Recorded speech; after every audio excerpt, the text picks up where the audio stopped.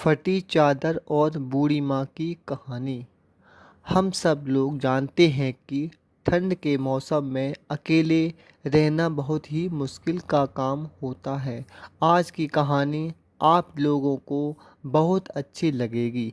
बात उन दिनों की है जब ठंड बहुत ज़्यादा पड़ रहा था। सब लोग अपने बंद कमरों में आराम से सो रहे थे, लेकिन उसी ठंड में एक बूढ़ी माँ अपने बेटे के साथ एक फटी चादर में काँप रही थी।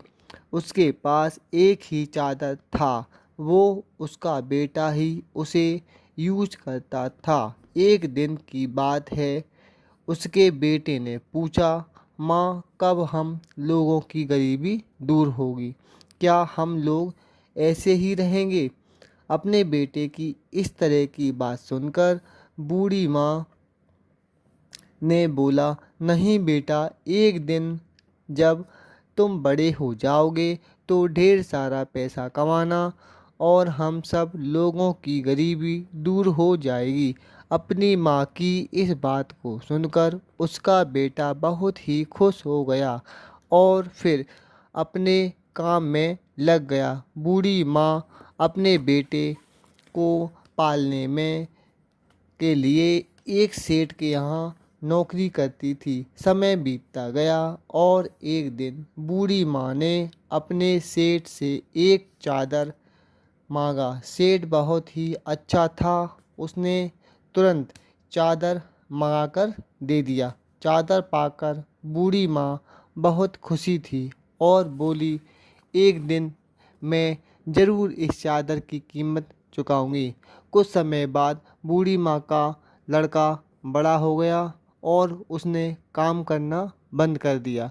कुछ समय बाद वह उसी सेठ के यहाँ इसके बेटे की नौकरी लग गई, लेकिन बूढ़ी माँ को पता नहीं था। लड़का बहुत अच्छा काम कर रहा था। इसके काम को देखकर सेठ जी में ने उसको एक चादर देने की बात कही। सेठ जी की यह बात सुनकर लड़का बोला, सेठ जी, मैं यह चादर अपनी माँ के हाथों से ही लेना चाहता हूँ। सेठ जी ने कहा, ठीक है। अगले दिन लड़का और सेठ जी उसके घर पर जा पहुँचे। सेठ को देखते ही माँ पहचान गई और जब सेठ जी ने बूढ़ी माँ को चादर दिया तो बूढ़ी माँ ने कहा, सेठ जी, मैं यह चादर नहीं लूँगी। सेठ जी ने पूछा, क्यों? बूढ़ी माँ ने बोला, अभी तो एक चादर उधार है।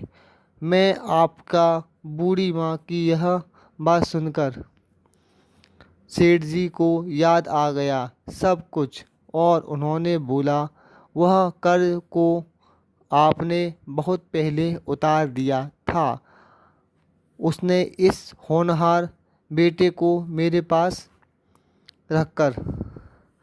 सेठ जी की बात सुनकर बूढ़ी माँ बहुत खुश थी और बोली, आप जैसा मालिक सबको दे भगवान। इस कहानी से हमें यह शिक्षा मिलती है कि